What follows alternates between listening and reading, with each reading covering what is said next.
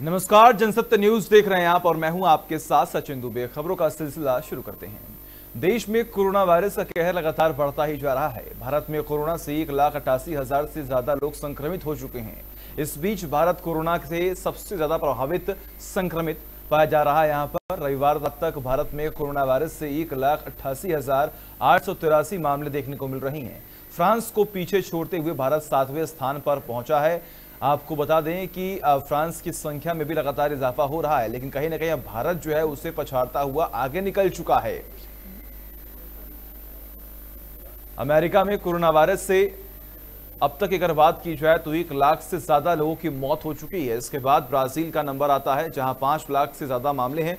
इसके बाद रूस में संक्रमितों की संख्या 4 लाख से ज्यादा है। भारत में रविवार को कोरोना संक्रमितों के 8,380 नए मामले सामने आए, जो अब तक का एक सबसे बड़ा रिकॉर्ड माना जा रहा है।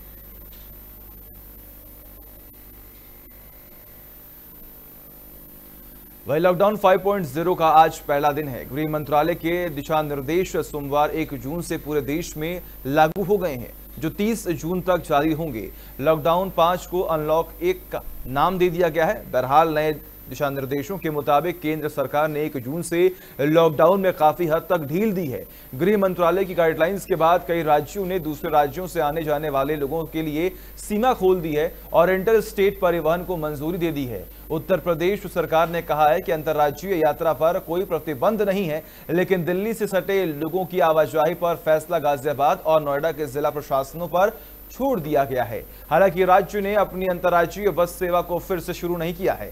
वहीं कर्नाटक सरकार ने कंटेनमेंट जोन को छोड़कर लॉकडाउन में छूट देने का रास्ता साफ करते हुए राज्य के अंदर और अंतर्राज्यीय आवाजाही पर रोक हटा दी है।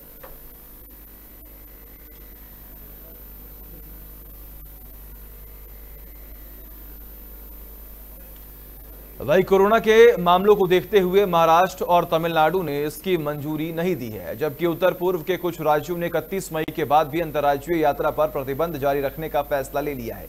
गुजरात सरकार ने अपने यहां नई गाइडलाइन जारी कर दी है, जिसके मुताबिक गुजरात में रात 9 बजे से सुबह 5 बजे तक कर्फ्यू रहेगा। सभी दुकानें शाम 7 बजे तक खुली रहेंगी। राजस्थान की बात करें तो राज्य सरकार ने भी अपनी गाइडलाइंस जारी कर दी है। अब राज्य में 1 जून से सभी पर्यटन स्थल खोल दिए जाएंगे। पहले सप्ताह तक टूरिस्ट मुफ्त में पर्यटन स्थल जा सकेंगे। तीसरे सप्ताह की अगर बात की जाए तो आधा पैसा देकर पर्यटन स्थल पर जा सकेंगे। यूपी में सरकारी कार्यालय 100% हाजिरी के साथ खोले जाने की गाइडलाइंस जारी की गई है, लेकिन साथ ही एक शर्त यह है कि काम का ढर्रा पहले से बदला होगा, यानी कि जो तरीका है वो बदल दिया जाएगा। गाइडलाइंस के मुताबिक कार्यालय अब 3 फीस में खुलेंगे। पहला फीस है वो सुबह 9 से 5 बजे की होगी।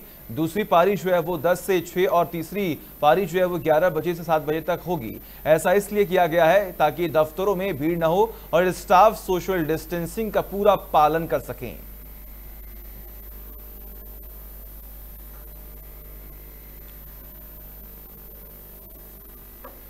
भाई भारतीय रेलवे 1 जून से 200 पैसेंजर ट्रेनों का परिचालन शुरू करने जा रहा है।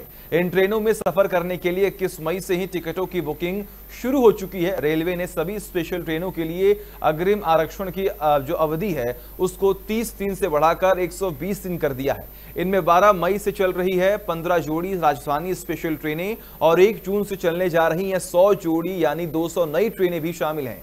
रेलवे के मुताबिक इन सभी 230 ट्रेनों में पार्सल और सामान की बुकिंग की अनुमति होगी। रेलवे की ओर से दी गई जानकारी के अनुसार 1 जून से परिचालित होने वाली 200 नई ट्रेनों के लिए आधिकारिक वेबसाइट और मोबाइल ऐप के अलावा चुनिंदा रेलवे स्टेशनों के काउंटर, पोस्ट ऑफिस, यात्री टिकट सुविधा केंद्र, आधिकारिक एजेंट, पैसेंजर रिजर्वेशन सिस्टम और कॉमन सर्विस सिस्टम से भी टिकटों की बुकिंग करवा सकते हैं। कोरोना वायरस के कारण देश में महाराष्ट्र सबसे ज्यादा प्रभावित है। महाराष्ट्र में 65,000 से ज्यादा कोरोना संक्रमितों के मरीज की पुष्टि हो चुकी है। वहीं यह आंकड़ा लगातार बढ़ता ही जा रहा है। इस बीच महाराष्ट्र के मुख्यमंत्री उद्धव ठाकरे का कहना है कि हम लॉकडाउन को धीरे धीरे खोल रहे हैं और कुछ समय के लिए हमें कोरोना के साथ जीना सीखना होगा।